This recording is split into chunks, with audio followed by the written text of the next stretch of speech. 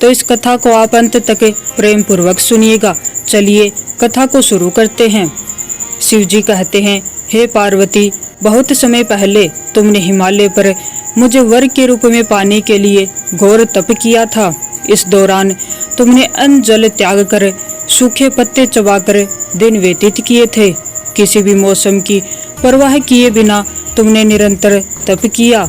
तुम्हारी इस स्थिति को देखकर तुम्हारे पिता बहुत दुखी थे। इस स्थिति में नारद जी तुम्हारे घर पधारे। जब तुम्हारे पिता ने नारद जी से उनके आगमन का कारण पूछा तो नारद जी बोले, हे गिरिराज, मैं भगवान विष्णु के भेजने पर यहाँ आया हूँ। आपकी कन्या की घोर तपस्या से प्रसन्न होकर वह उससे विवाह करना चाहते हैं। इस बारे में आपकी क्या राय है, मैं जानना चाहता हूँ। नारद जी की बात सुनकर पर्वतराज अति प्रसन्नता के साथ बोले, हे नारद जी, यदि स्वयं भगवान विष्णु मेरी कन्या से विवाह करना चाहते हैं तो इससे बड़ी कोई और बात नहीं हो सकती। मैं इस विवाह के लिए तैयार हूँ। फिर शिव जी पार्वती जी से कहते हैं, तुम्हारे पिता की स्वीकृति पाकर नारद जी विष्णु जी के पास गए और यह शुभ समाचार सुनाया। लेकिन जब तुम्हें इस विवाह के बारे में पता चला तो तुम्हें बहुत दुख हुआ। तुम मुझे यानी कैलाशपति शिव को मन से अपना पति मान चुकी थी।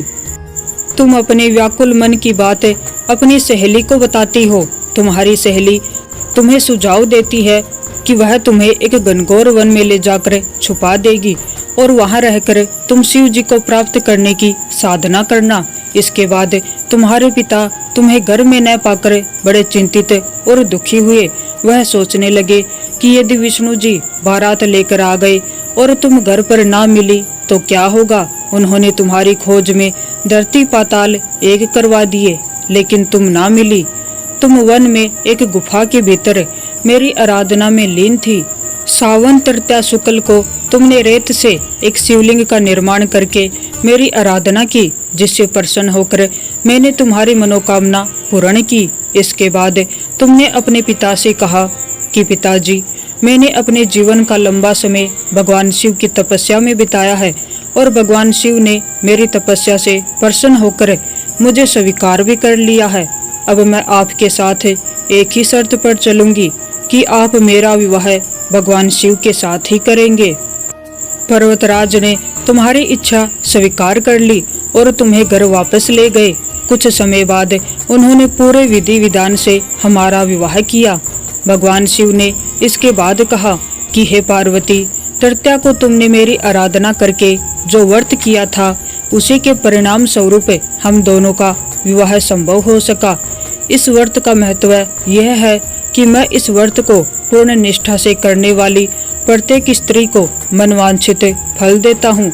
भगवान शिव ने पार्वती जी से कहा कि इस व्रत को जो भी स्त्री पूर्ण श्रद्धा से करेगी उसे तुम्हारी तरह अचल सुहाग प्राप्त होगा। तो ये थी हरियाली तीज की पौराणिक कथा। अगर आपको ये कथा अच्छी लगी हो तो वीडियो को लाइक करें और चैनल को सब्सक्राइब